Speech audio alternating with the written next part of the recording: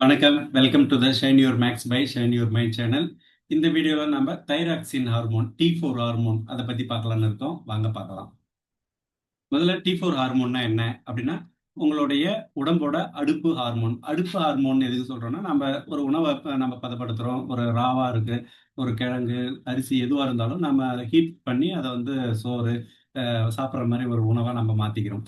அதே மாதிரி நாம் சாப்பிட்ற உணவை மெட்டபாலிக் ஆக்டிவிட்டியா வளர்சிதை மாற்றம்னு சொல்லுவாங்க. ஸோ அது உடலுக்குள்ள அதுக்கு தேவையான ஒரு கெமிக்கலா வந்து மாத்தி குடுக்கறதுல ஒரு முக்கிய ரோல் பண்ணுது தைராக்சின் அப்படின்றத தான் நம்ம இதுல வந்து பார்க்க போறோம். அதை தாண்டி தைராக்சின் வந்து T4 தைராய்டு சுரப்பியால வந்து உற்பத்தி செய்யப்படுது. இது நம்ம சாப்பாடு மெட்டபாலிசம் ஆக்டிவிட்டி வளர்ச்சி ஒழுங்குபடுத்துவதில மட்டும் இல்லாம, அத நம்ம எடுத்துக்கிற விதத்திலயும் ரொம்ப முக்கியமா வந்து இது கன்சம்ப்ஷன் எப்படிலாம் வந்து எங்கெங்க பார்ட்டுக்கு என்னென்ன உறுப்புக்கு என்னென்ன விஷயங்கள் போகணுன்றதுல வந்து இத வந்து மேனேஜ் பண்ணுது, கட்டுப்பாடு பண்ணுது அப்படின்றது தான் சொல்ல வராங்க. அண்ட் உடலுடைய ஹீட் வந்து மெயின்டெயின் பண்ணுது.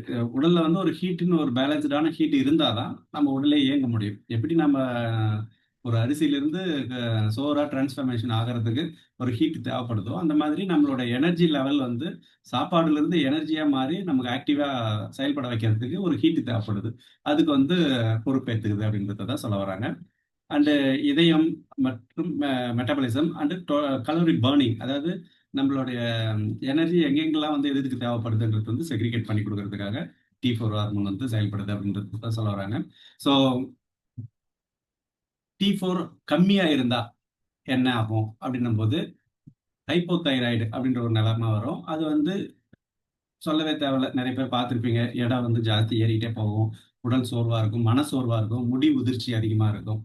ஹைப்பர் தைராய்டு T4 அதிகமா இருந்தா எடை குறையும், தூக்கம் குறையும், படபடப்பு அதிகமாகும், மன அமைதி இல்லாம ஒரு மாதிரி ஹர்ட் ஃபீலிங்காவே இருந்துகிட்டே இருக்கும். எப்ப பார்த்தாலும் டென்ஷனாவே இருக்கும். ஸோ T4 ஹார்மோனை இயற்கையா கட்டுப்படுத்த 3 வழிகள்ல வந்து ஒரு ஜெனரலான வழிகள நம்ம இத பார்க்குறோம். காலையில நல்லா எக்சர்சைஸ் பண்ணலாம். தினசரி நடனம். நடனம்ன்றது வந்து ஜஸ்ட் ஒரு கேளிக்கை கலை அந்த மாரி அதையெல்லாம் தாண்டி நடனம் மட்டும் தான் ஒரு நல்ல எஃபெக்டிவான ஒரு எனர்ஜெட்டிக்கான நடனம். ஒட்டுமொத்த உடலையும் ஒன் ஷாட்ல வந்து ஆக்டிவேட் பண்ணி குடுக்கும். ஃபார் எக்ஸாம்பிள் நம்ம வந்து தியானம் பண்றோம், யோகா பண்றோம். இதெல்லாம் ஒரு ஒரு வேறு மனநிலைகள்ல வந்து மாற்றத்தை ஏற்படுத்தி ஒரு ஒரு கிளியர் கேட்ச் பண்ணி குடுக்குதுன்னா, பட் ஒரு டான்ஸ் ஆக்டிவிட்டின்றது வந்து டோட்டல் பாடிக்குமே வந்து உங்களுக்கு ஒரு கம்ஃபர்டபுளான ஒரு பிளட் சர்க்குலேஷன் வந்து என்ஹான்ஸ் பண்ணுது. ஸோ அந்த மாரி என்கரேஜ் பண்ற பிளட் சர்க்குலேஷன் வந்து நல்ல நல்ல விதமா என்கரேஜ் பண்ற நடனத்த வந்து நீங்க அட்லீஸ்ட் ஒரு 5 to 10 மினிட்ஸ் வந்து டெய்லி வந்து ரூம்ல கதவு சாத்திட்டு, யாரும் இல்லாதம்போது, இல்ல எல்லாரும் இருக்கும்போது, இல்ல குடும்பத்தோட எல்லாரும் கும்பலா என்ன வேணாலும் பண்ணி உங்களுக்கு அந்த இடத்துல வந்து ஒரு நல்ல வைபையும் உருவாக்கலாம். மனநிலையிலயும் வந்து ஒரு நல்ல சந்தோஷமான சூழ்நிலை, ஒரு change of the movement, emotional movement பண்ணி குடுக்கலாம்.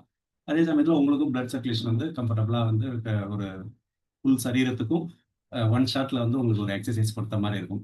ஸோ அடுத்ததா உங்களோட தூக்கத்த வந்து தூக்கம்ன்றது வந்து கம்ஃபர்டபுளா இல்லன்னா, அது ஏகப்பட்ட வியாதிகள் வர்றதுக்கான வாய்ப்பு இருக்கு. ஸோ 7 to 8 ஹவர்ஸ் வந்து தூங்குறத கன்ஃபார்ம் பண்ணிக்கோங்க. ஸோ உங்க உடம்பு, உங்க சக்தி நீங்க சரியான சமநிலையில் இருந்தா தான் உங்களோட மனசும், உடலும் முழு சக்தியோட இருக்கும். உடலை புரிந்து கொண்டு பாசத்தோடு பராமரிக்கணும். அவர் எப்படி ஸ்மைலி ஃபேஸியா சொல்றாரு பாருங்க. அந்த மாரி பாசத்தோட நீங்க வந்து உங்களோட உடலையும் அணுகணும். அதுதான் நம்மளுடைய shine your max by shine your mind the intention. So வெற்றி உங்களுடைய பக்கம் வரும். உடல் மற்றும் மனதின் சக்தியை மேம்படுத்த தைராக்சின் ஹார்மோனை கவனிக்கவும். T4 ஹார்மோன் இது ஆக்சுவலி இன்னொரு விஷயம் இருக்கு. அடுத்தது T3 ஹார்மோன்னு சொல்றோம். அது வந்து இப்ப எப்படி கால்சியம் நாம டைரக்டா எடுத்துக்கிட்டோம்னா அப்சார்ப் ஆகாது. அது வேற சாப்டர். விட்டமின் D3ன்னு உடலுக்குள்ள அது கம்ஃபர்டபுளான ஒரு நிலையில இருந்தா தான் அது அப்சார்ப் ஆகும். ஸோ கால்சியமே ஆக்டிவ் ஃபார்மா மாறணும்னா விட்டமின் D3 தேவைப்படுது. நிறைய விஷயங்கள் ஒரு மெடிசின் எடுத்துக்கிட்டோம்னா வந்து ஸ்டொமக் ஆசிட்ல டிஸ்ட்ராக்ட் காலி ஆயிடும். ஆக்டிவ் ஃபார்மா வந்து இல்லாம போயிடும். ஸோ அதனால ஒரு பார்த்துருக்கீங்களா? ஒரு கேப்சூல்ல வந்து ஒரு கோட்டிங் போட்டு இது பண்ணுவாங்க. ஸோ அந்த ஸ்டொமக்க தாண்டுற வரைக்கும் அ அந்த உள்ளுக்குள்ள இருக்கிற கெமிக்கல்ஸ் வந்து ஸ்டொமக் ஆசிட்னால பிரச்சனை வரக்கூடாது. ஸோ அந்த மாதிரி அது தாண்டுற வரைக்கும் அத தாக்கு பிடிக்கிறதுக்காக எக்ஸ்ட்ரா கோட்டிங் போட்டு அனுப்புவாங்க. அது ஸ்டொமக் ஆசிட்ல வந்து எதுவும் பண்ண முடியாத அளவுக்கு அந்த கோட்டிங் இருக்கும். ஸோ அது மாதிரி T4 வந்து T3யா கன்வெர்ட் ஆகி மோர் ஆக்டிவ் ஃபார்மா இன்னும் நிறைய ஃபங்ஷன்ஸ் வந்து T3 மோர் எக்ஸ்ட்ரா ஃபங்ஷன்ஸ் எல்லாம் பண்ணும். இது வந்து metabolic activity and heat produce பண்றதுல வந்து மிகப்பெரிய ரோல் பண்ணுது T4 போது. T4 கன்வெர்ட் ஆகும்போது இன்னும் அதிகமான ரோல் பண்ணுது. அதை அடுத்த வீடியோல பார்ப்போம்.